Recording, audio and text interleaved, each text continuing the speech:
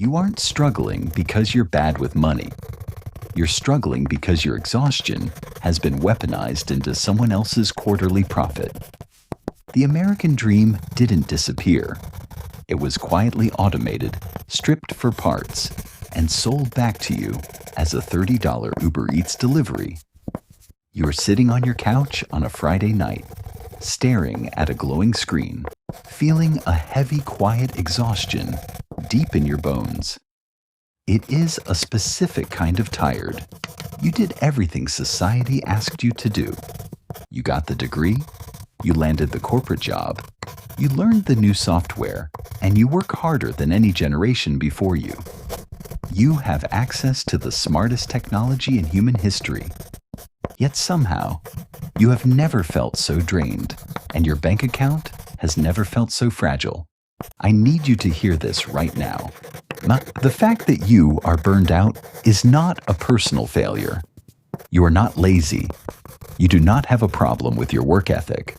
What you are experiencing right now is the heavy, crushing weight of an invisible architecture designed to extract as much from you as legally possible. You are actively living through a silent campaign of attrition by automation. It is a system where advanced tools are being used not to free up your time, but to quietly double your workload without adding a single cent to your paycheck. That feeling of stability you thought you were working toward is an illusion. The ground is shifting, and it is completely normal that you feel off balance. Let's strip away the corporate jargon and look at the cold, hard reality of David's survival. I want to introduce you to someone. Let's call him David. David is 32 years old. He is a senior specialist at a mid-sized firm, and he makes $90,000 a year. On paper, that sounds like the modern American dream. Growing up, we were told $90,000 a year meant a house with a yard, vacations, and peace of mind. But let's look at David's actual reality.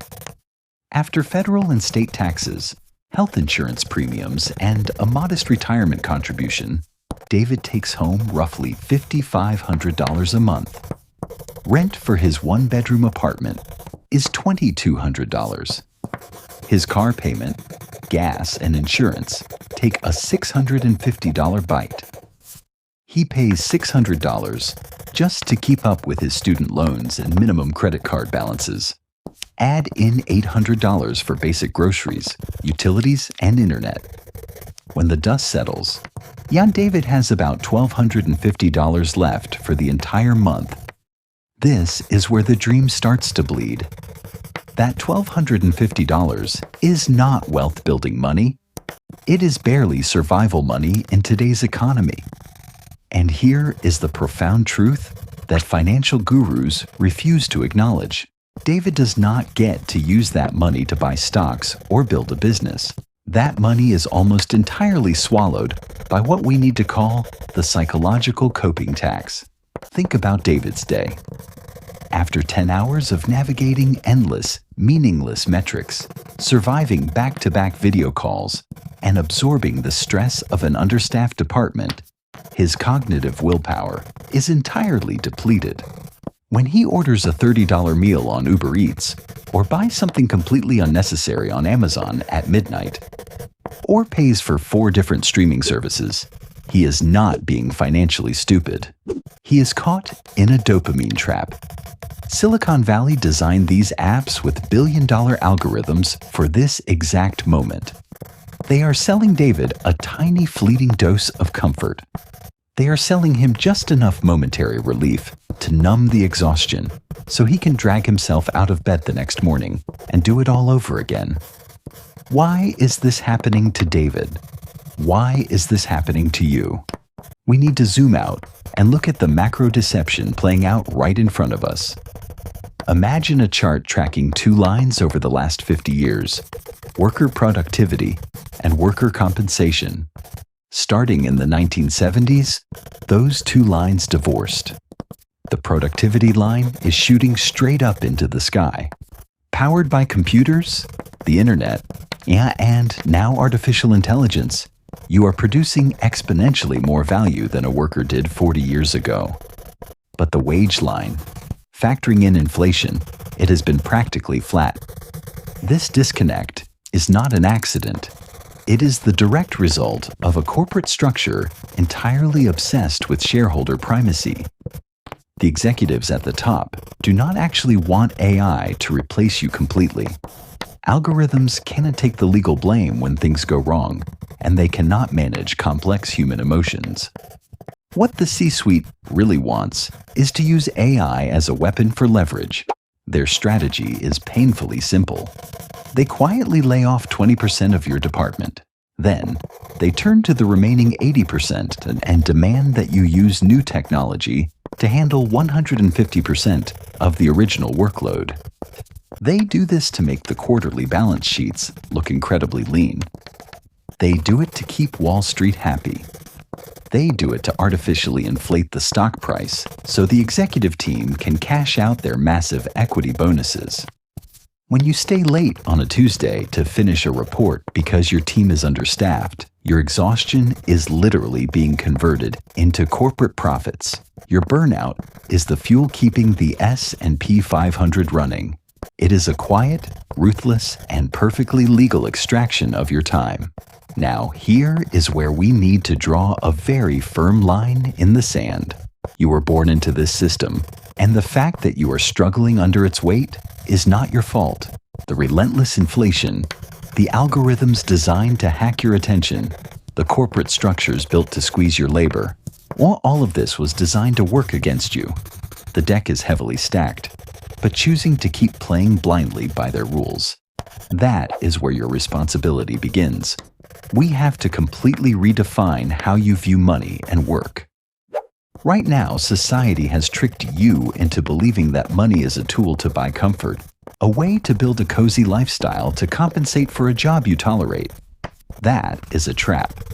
That is how you end up wearing golden handcuffs, dependent on the next paycheck, just to maintain a lifestyle that helps you cope with earning the paycheck. Money is not about comfort. Money is the only tool you have in this system to buy back your life energy. It is the raw material you use to build a runway, giving you the distance and the speed you need to take flight when the ground underneath you starts crumbling. You have to make a psychological shift. You must transition from being a passive victim of a chaotic economy to becoming a sovereign player who understands the board. So, how do we strategically counter this machine? You don't need to live on rice and beans, and you don't need to quit your job tomorrow to start a risky hustle. You just need to rethink your entire labor strategy with calm, cold precision. Here is the tactical pivot. You must kill the concept that your company is a family. The era of the loyal 40-year stable career path is dead and buried. From this moment on, I want you to view yourself as an independent business. You are Me Incorporated. Your current employer is not your master. They are simply your largest B2B client. They are paying a flat fee to lease a very specific number of your hours. They are buying your skills, not your loyalty, and certainly not your soul. Stop giving them your soul for free. Treat your job like a business transaction, not a family dinner. You're a mercenary, not a martyr. And then you must learn to act your wage. If you figure out how to use AI or clever workflows to compress an 8-hour task into 3 hours, do not make the fatal mistake of handing that surplus time back to your manager. The only reward for efficient work in the modern corporation is more work. Instead, you keep that time. You guard that surplus quietly. You use those extra hours to rest your mind, to learn a new skill, or to map out your long-term exit strategy. But the ultimate defense is this. You must begin aggressively accumulating defensive liquidity. In every single dollar you rescue from those algorithm-driven dopamine traps is not just savings. It is a brick in your invisible architecture. It is your FU money. This is where the quiet, unsexy power of compound interest comes into play. It requires patience, yes, but time and leverage will never lie to you. As that defensive liquidity grows, it acts as a shield. It is the armor that protects you from systemic manipulation. Having a solid runway means that when a toxic boss makes an unreasonable demand, or when a quiet firing campaign begins, you do not have to panic. You have the ultimate luxury in a capitalist society, the financial power to simply say no. The modern financial ecosystem was brilliantly designed to keep you on a permanent treadmill of working, coping, and consuming. The invisible architecture of artificial intelligence and shareholder capitalism will never prioritize your well-being. They are simply not programmed to care if you are tired. The only way to step off this treadmill is to see the machine for what it is, protect your life energy at all costs, and learn to play the game with the same cold strategy as the elite.